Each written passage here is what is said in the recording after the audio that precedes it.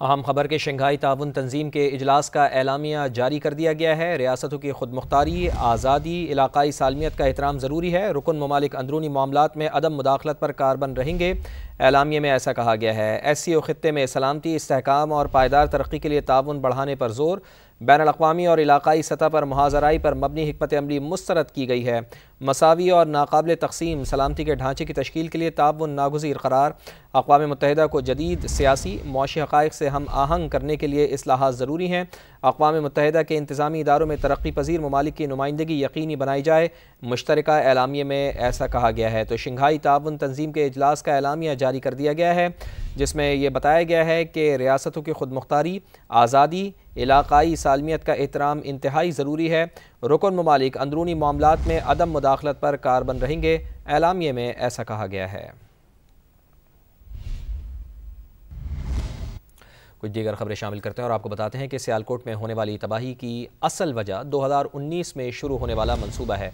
PTI दौर में शुरू होने वाले मंसूबे में एक सेनेटर और कई सियासतदान ठेकेदार शामिल हैं। हुकूमत उनका गिरेबान पकड़ेगी और एहतसाब करेगी। वज़ीर दिफा ख्वाजा आसिफ की नुमाइंदा समा शहजाद अहमद से खुसूसी गुफ्तगू। उनका मज़ीद क्या कहना था, आइए आपको सुनवाते हैं। पूरी की पूरी सड़क कोलैप्स कर गई है। 2019 में ये प्रोजेक्ट स्टार्ट हुआ था। उस वक्त PTI की गवर्नमेंट थी और इन लोगों की जो ठेकेदार जो हैं सियासतदान भी हैं, पार्टनर जो है वो सेनेट का मेंबर भी है, अमीर लोग हैं, इन्फ्लुएंशियल लोग हैं। आपको पता है सियासत और साथ माल दौलत दोनों शामिल हो जाएं तो फिर उनका मुकाबला भी नहीं किया जा सकता। फिर वो इस किस्म की तबाही करेंगे जिस तरह की हमारी शहर की तबाही हुई है। मैं आपको ये कैमरे के सामने बता रहा हूँ कि इनको कोई नहीं पूछेगा कि इन्होंने तबाही क्यों की, क्योंकि सियासत और दौलत और इन्फ्लुएंस जब मिल जाए ना, उसका कोई मुकाबला नहीं कर सकता। ज़ाती तौर पे इनके मालिकों से बात की है, रऊनत ही आगे से मिली है, कोई कोऑपरेशन नहीं मिली। तो आप देख लें। अब लेट्स होप कि हुकूमत जो है इनके गिरेबान पे हाथ डाले। जो तबाही हुई है उसमें कोई ईमानदारी का अंसर जब तक शामिल नहीं होगा, ये हर साल ये हम तमाशा देखेंगे। इस आवाज़ को आप पार्लियामेंट में लेके जाएं जहां तक मैं पार्लियामेंट का सेशन कल शुरू हो गया, अगर मुझे मौका मिला तो मैं वहाँ भी बात करूँगा। आप ऐग का ये नाला ऐग का बंद देखें, बंद के अंदर जो है फैक्ट्रियाँ बनी हुई हैं। बंद के अंदर तो तमीर नहीं हो सकती ना, बंद तो वहीं बनाया जाता है कि जहाँ तक मैक्सिमम पानी जा सकता है, तो उसमें रुकावट नहीं। अंदर फैक्ट्री बनी है, लोगों ने प्लॉटिंग करके प्लॉट बेचने शुरू किए हुए हैं। तो इतनी दिन दिहाड़े जो है, इतनी दीदा दिलेरी के साथ जब आप कानून का मजाक उड़ाएं तो उसमें इसका मतलब है कि कानून के रखवाले भी उसमें शामिल हैं। इसके अलावा नहीं हो सकता। हमारी जो बरादरी है वो भी शामिल है, सियासतदानों की बरादरी भी शामिल है। लेकिन जो यहाँ पे जो परमानेंट हुक्मरान है यहाँ के पाकिस्तान के, जो ब्यूरोक्रेसी जो है, नौकरशाही जो है, सरकारी में जो महकमे जो हैं वो परमानेंट हुक्मरान है ना, वो बताएं उन्होंने क्या किया है। यहाँ पे ऐसे पटवारी और तहसीलदार हैं जिन्होंने कैनेडियन नेशनैलिटी ली हुई है। कारोबार जो है वो उनके चल रहे हैं, पेरिस में भी दफ्तर हैं, न्यूयॉर्क में भी दफ्तर हैं, तो हैं वो पटवारी जो है। तो आप हिसाब लगा लें कि ये तबाही जो है किस हद तक हमारे यहाँ पे, मैं नाम भी बता सकता हूँ उन लोगों के, मुझे कोई खौफ नहीं है इस बात का। तो जब पटवारी जो है वो इंटरनेशनल बिजनेस भी साथ करें, यहाँ भी लोगों के कपड़े उतारें, तो फिर आप इस तरह तो फिर होता है फिर इस तरह के कामों में। ख्वाजा साहब, इनका कौन एहतसाब करेगा? जब एहतसाब करने वाले जो लोग जो हैं या खामोश हों या वो ख़ुद भी जो है मिले हों, तो किस तरह एहतसाब होगा। एयरपोर्ट वालों को और ज़िला इंतज़ामिया को मिलके कोई ऐसा इंतज़ाम करना चाहिए कि आइंदा जो है एयरपोर्ट हमारा ज़ेरे आब ना आए। जो है NDMA की तरफ से कहा गया है कि 8 से 11 लाख क्यूसेक, अगेन NDMA के जो हैंडआउट्स आए उसकी मैं बात कर रहा हूँ, 8 से 11 लाख क्यूसेक पानी 5 सितंबर या 6 सितंबर के करीब, पहले 4 था फिर 5 हो गया, गुड्डू बराज पे आएगा। 8 से 11 का मतलब है सुपर फ्लड। 9 लाख से ऊपर जब फ्लड आ जाता है तो हम उसको सुपर फ्लड कैटेगराइज कर देते हैं और उसके हिसाब से तैयारी करते हैं। हमारी तैयारी सुपर फ्लड की हमें करनी है। कुछ हमारे एस्टिमेट्स डिफ़र कर सकते हैं, लेकिन मैं उन पे बात नहीं करूँगा, इसलिए कि हम तो, हमारे लिए ये नहीं है कि कितना पानी आता है।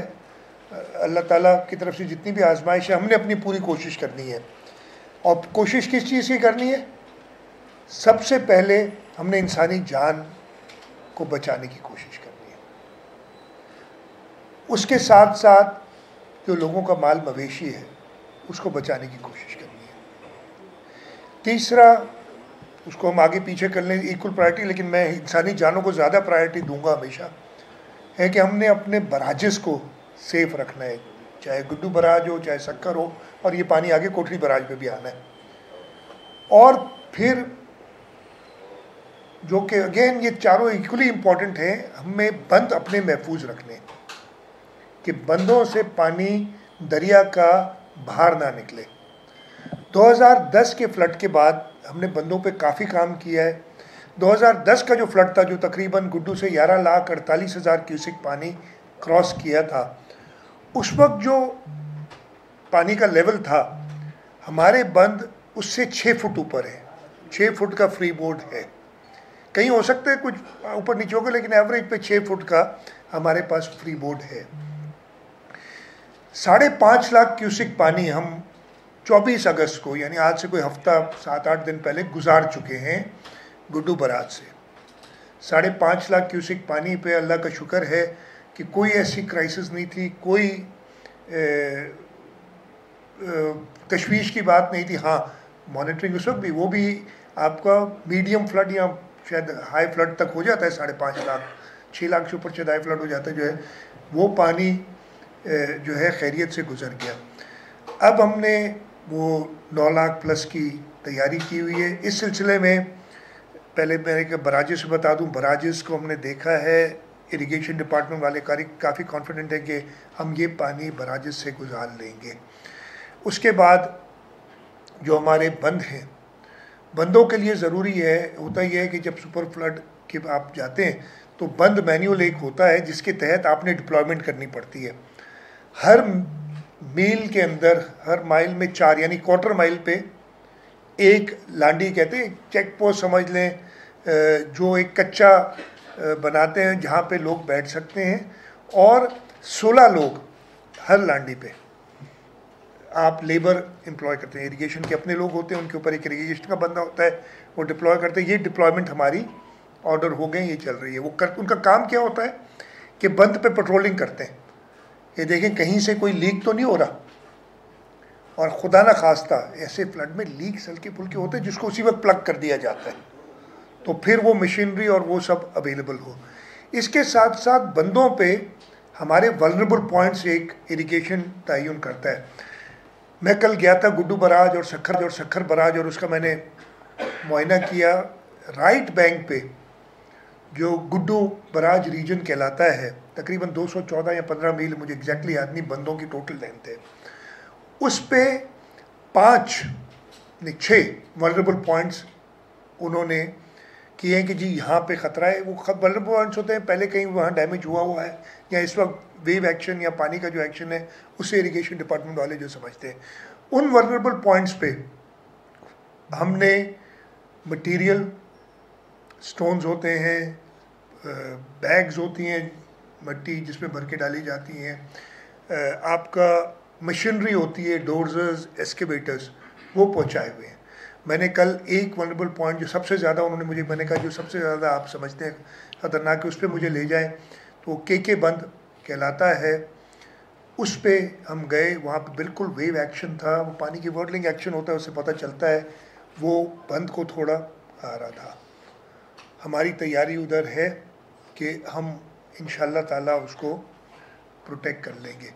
लेफ़्ट बैंक पे भी कुछ हैं, 4 या 5, उसमें भी शैंक बंद सबसे ज़्यादा तशवीशनाक होता है। और शैंक बंद ऐसा है जो पास्ट में 2.5-3 लाख क्यूसिक पे वो हो जाता था वॉश अवे, इसलिए कि वो ऐसी आगे OGDCL का एक आइलैंड है, कुछ ऐसी सिचुएशन उधर बनती है कि वो 2.5 लाख पे शैंक बंद, 3 लाख पे तो बचता ही नहीं था।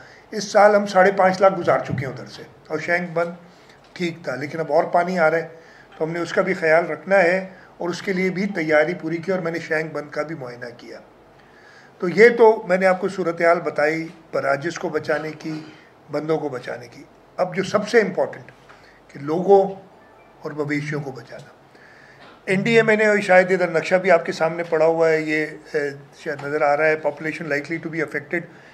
हर लेवल की 5 से 7 लाख क्यूसेक, 7 से 9 लाख क्यूसेक और 9 लाख से ऊपर क्यूसेक पे हमने हर गांव को आइडेंटिफाई किया हुआ है कि जी 5 से 7 लाख क्यूसेक में कितने गांव अफेक्ट होंगे, 7 से 9 लाख में कितने अफेक्ट होंगे और 9 से ऊपर कितने होंगे।